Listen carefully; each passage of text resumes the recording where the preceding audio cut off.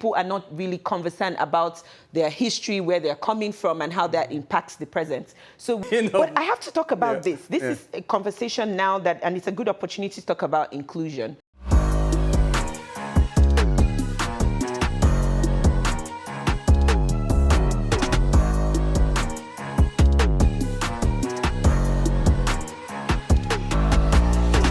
African leaders who attended the recently concluded United Nations General Assembly in New York highlighted some of the challenges of meeting the Sustainable Development Goals, SDGs, by 2030, particularly in the areas of climate change, poverty reduction, and others. While addressing the General Assembly, Nigeria's Vice President Kashim Shettima emphasized his country's determination to build a resilient economy and his government's dedication to expanding renewable energy initiatives to achieve clean and affordable energy access in the country. Nigerian researcher and economist Evelyn Dan Epelle, who was in New York to attend the General Assembly, tells me that despite these efforts, Nigeria's economic outlook remains bleak, grappling with soaring inflation and high unemployment, and that's despite the significant financial inflows from the Nigerian diaspora, which sent over $20 billion in remittances in 2023, one of the highest in sub-Saharan Africa. She joins me in studio. Evelyn Dan Epelle, welcome back to the Voice of America. It's good to see you. It's good on to this see rainy you day in Washington, D.C., on your way from New York City, attending ANGA, the UN General Assembly. Was this your first time at ANGA? This was my first time officially covering ANGA, but it was my third year back. How was it? How is it covering ANGA? Oh my God, Jackson, it's a lot. And I don't need to tell you, New York is a lot already. I've covered ANGA before, but I want to know from you were recently in Nigeria and in Lagos, so you can compare and contrast. Yes, being in New York is a lot like being in Lagos. Absolutely. And I'm more Washingtonian, which is more like Abuja, where I live.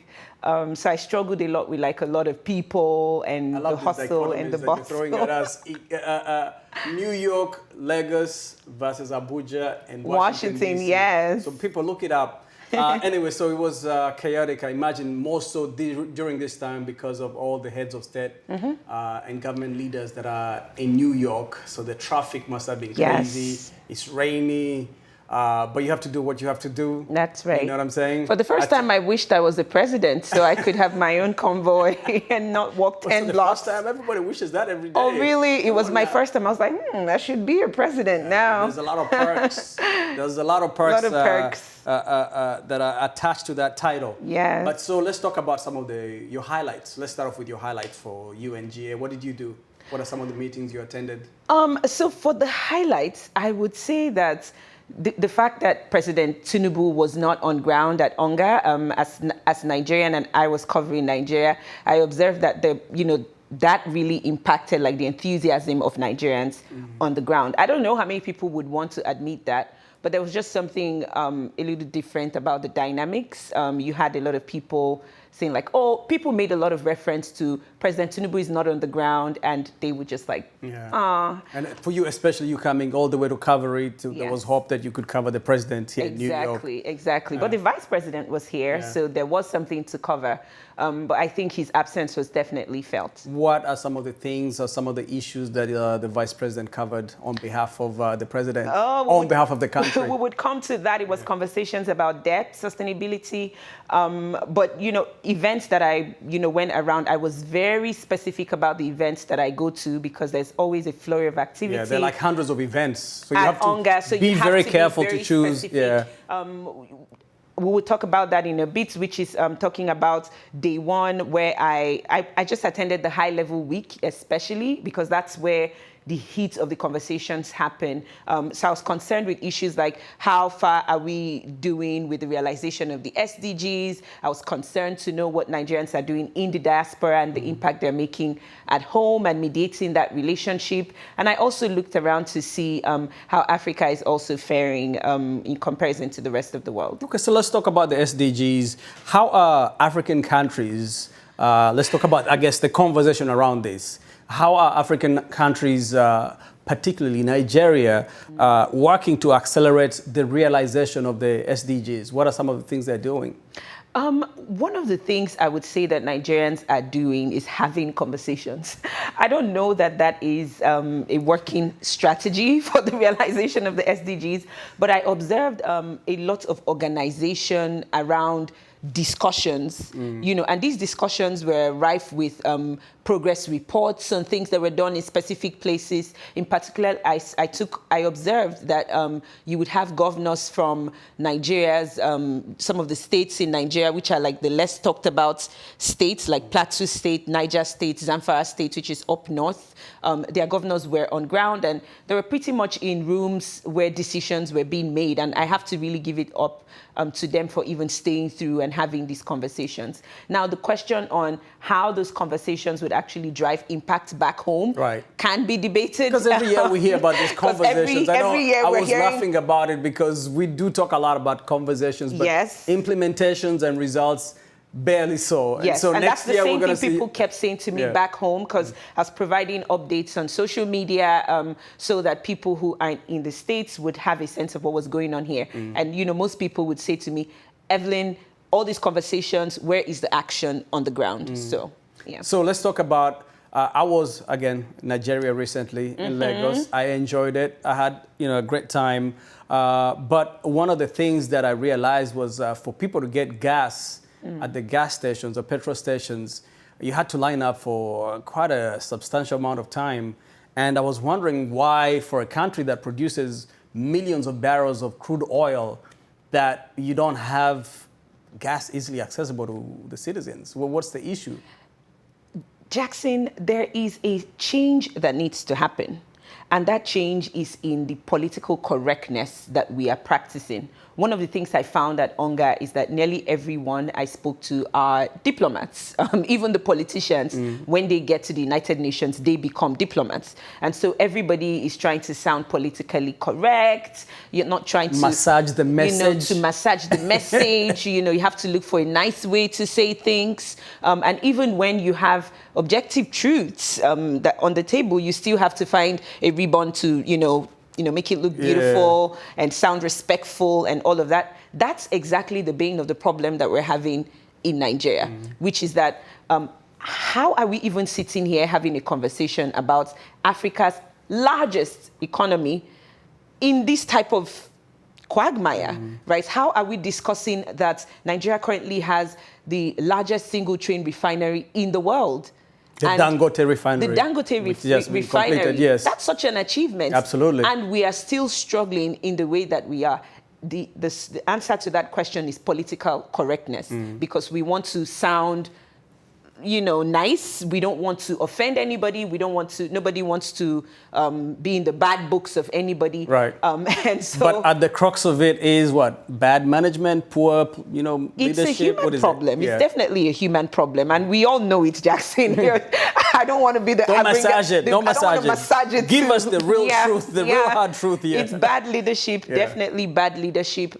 It's poor policy coordination as well. There's this disjoint a scenario that I see where the leaders, the followers, the policymakers are all working in silos and everybody has an opinion, but those opinions are not aligning. They're not converging. There has to be a convergence and alignment of those interests for us to start seeing. How are things in Abuja in terms of, I guess, gas? I know Abuja is a little So right now in Nigeria, it doesn't Lagos. matter what side of the country you're living on or in, everybody is feeling the weight of the problem. And just to put things in perspective, I have a diesel generator set in my house.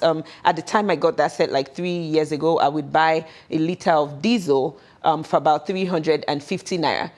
The week before I came into the US, which was last week, I bought that same liter of diesel for 1,800 naira. Over three times. 350 to 1,800. Wow. So you can just... 1,800? 8,800 from 350. Wow, that's a lot. Yes. So you can imagine what created that jump? Does it have to do with the subsidies? I know the government removed subsidies on that was the beginning. Products. The removal of the subsidy was more or less a domino effect that caused that to happen. What policymakers, economists, and the rest of us are unable to really understand is how even news that there's a Dangote refinery that's, coming into full operation will not solve the problem. It's not going to reduce the cost of petrol. And don't ask me why, because I don't have the answers. Really? Yes. I mean, I do remember that a few months ago that Dangote, who was in the middle of completing his refinery, was already having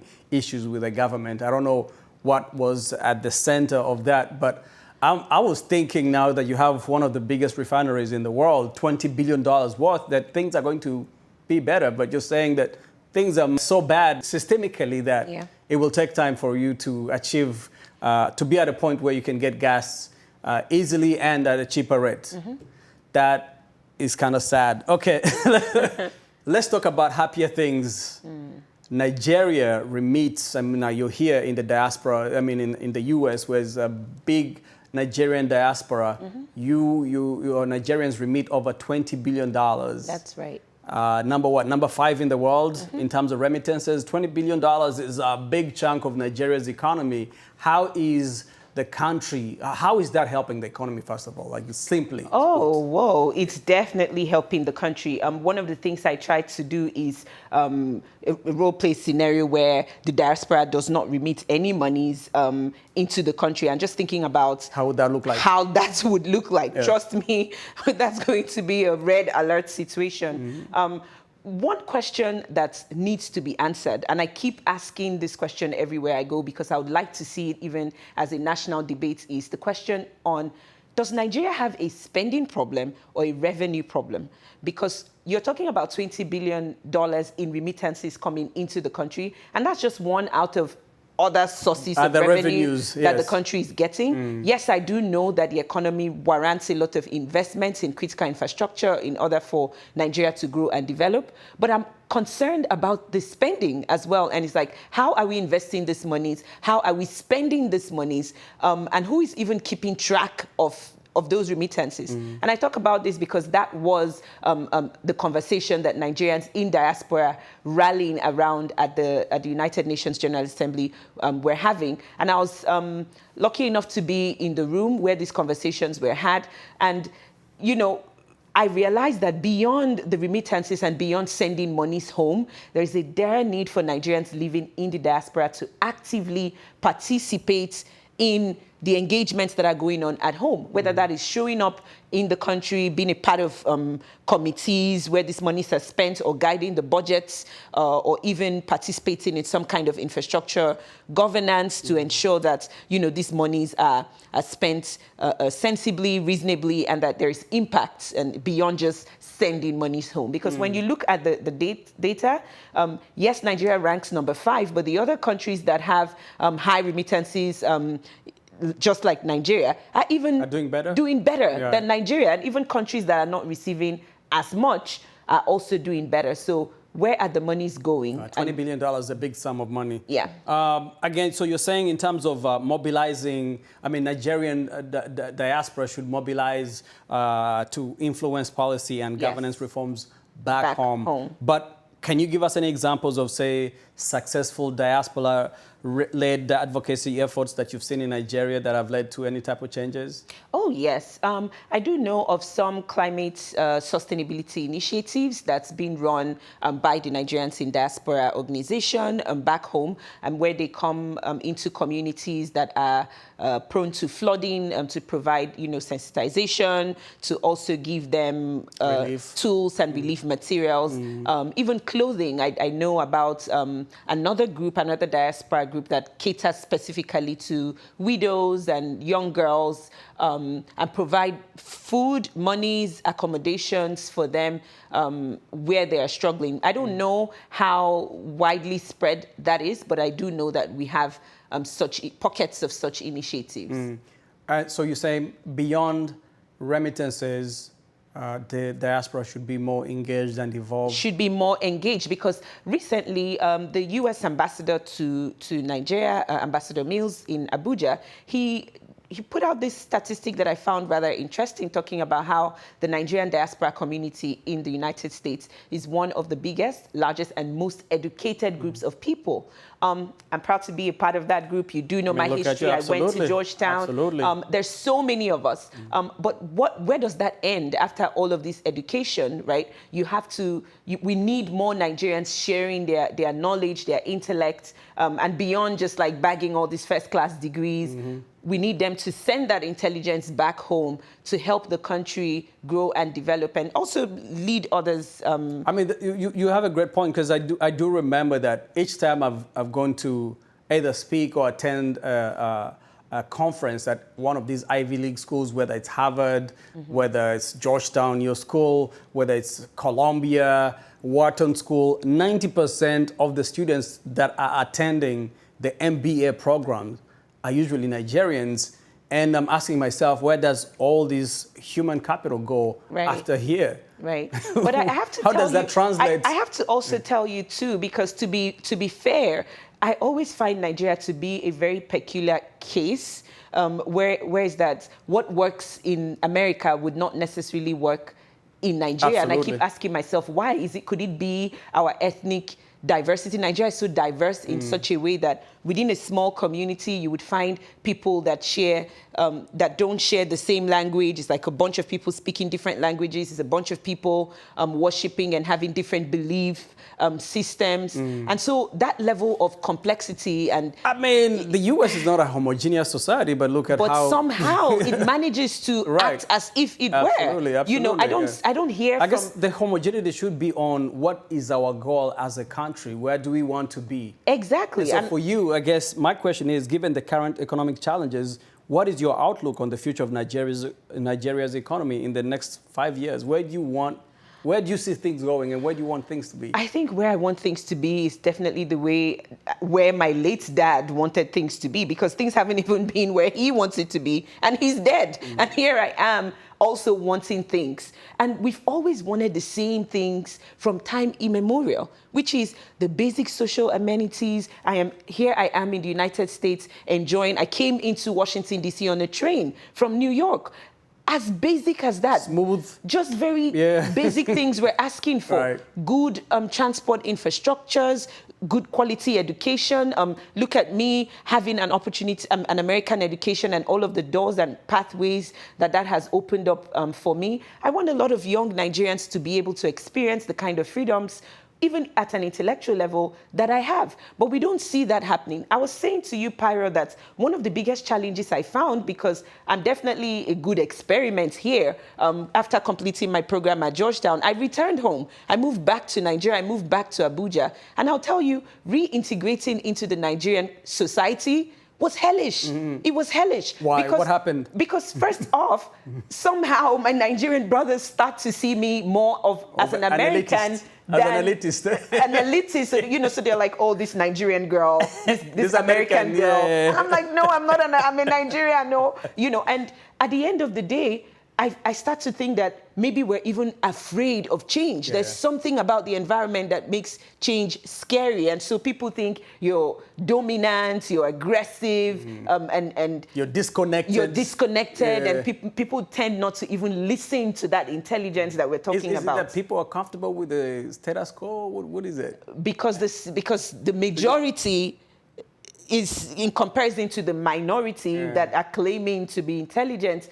You know, there's an imbalance with that. So it's still a foreign concept. I think it would take a while as more and more Nigerians get educated outside Nigeria.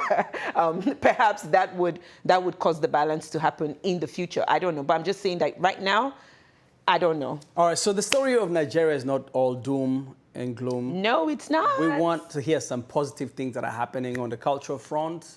What are some of the things that give you encouragement? I know Afrobeats is booming. You guys are making, you know... I would tell you this one. One of the things that's giving me encouragement is that I have started to see a shift into the creative industries.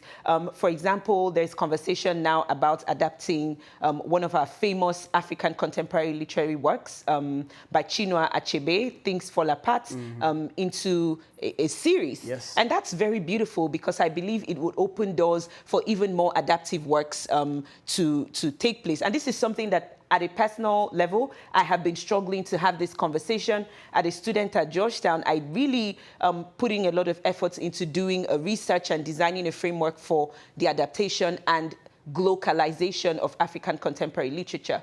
And that talks about glocalization. Wow, is a that almost passed my head. And you caught it. Don't do that to me. It's a new media. Words on me like that. It's a new media concept that talks about the fusion between the local and the global. So how do we take our local stories and recreate them into new media forms that appeal to a global audience? That's what glocalization is all about. That's a great concept. And it's such a great concept. And I want to see that come to life because, of course, for a very long time in Nigeria, history as a taught subject was removed from the academic curriculum. So you have a lot of modern ideologies that people are not really conversant about their history, where they're coming from, and how that impacts the present. So with these efforts now in the creative industry to adapt literary works, would start to see bringing back old stories in new, interesting forms. Absolutely. So I'm feeling excited about that. And you know, one of the things that I've seen in Hollywood is that they have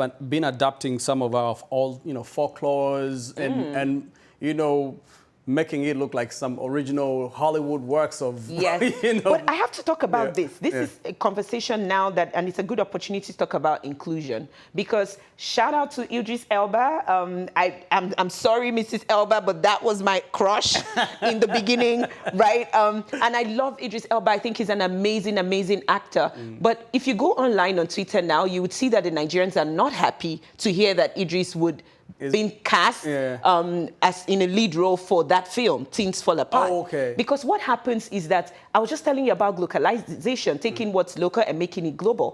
When people are watching movies, there's an interpellation.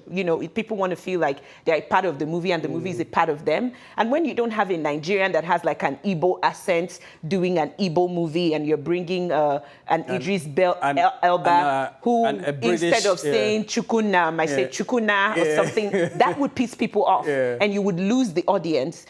So I want to see more collaborations. This is not saying we shouldn't give Idris a job. The movie is not just a Nigerian movie. I think it's also a global story in many ways. It's a global story. I'm just saying that there has to be a handshake between the local and the global, whether that is empowering local actors to do what Idris can do or is doing. We've seen that here even in the US, where African Americans say people like Idris Elba or other, black actors outside of the Hollywood ecosystem should not be playing characters like Martin Luther King and things of that nature. I'm sure that also sipping into a lot of opinions, but I'm just pointing out that when you're doing a legacy story, like Chinua Achebe's Things Fall Apart is a story that resonates at a soul level with the average Nigerian, because it tells the story of our stresses and strain, the civil war, everything. So it's at a soul level, it's a Nigerian story, right? So there has to be a thorough handshake between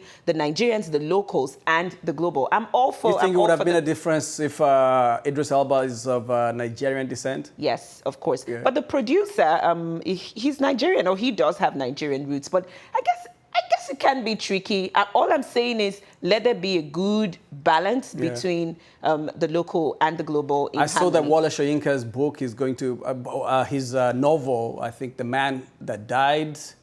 I can't believe that I haven't met Wole Soyinka. He's definitely 90 years old, still very strong. I saw him being interviewed on CNN recently. But also a legend who has so many stories about Nigeria. Yes. And again, you say this is one of the positive things that is happening on the continent, especially so in Nigeria, that tapping into our creative spaces, and hopefully that will translate into better tidings for our people. Yes, Evelyn, I hope so. Thank you so much for taking time to come. It's always good to see you. I know. I have one question for you, though. What did you enjoy the most about Lagos? I've been dying to ask you that, Thank you so much for asking me that question, Evelyn. I enjoyed everything about Nigeria, first of all, but more so the hospitality. So there's a thing out here about how the way the Nigerians are framed as being aggressive, not so nice, but every interaction that I had... Fake news, right? It is fake news, actually. You're right. But every interaction that I had with Nigerians was 100% beautiful. I enjoyed it. And, in a way, it goes a long way when you travel to demystify some of these stereotypes about people and societies and lumping them into one basket. And maybe there was a recognition among Nigerians that they're being portrayed outside here as being inhospitable. So they go above and beyond when they see you're a foreigner. But I really did have a good time. Nice. Next time I'm coming to Abuja to see how the other less, busier side of We're very gentle, very mindful. Please come. Demure. Very demure. Evelyn, thank you so much. Thank you too, Good to Jackson. chat with you. Always an amazing time. Absolutely.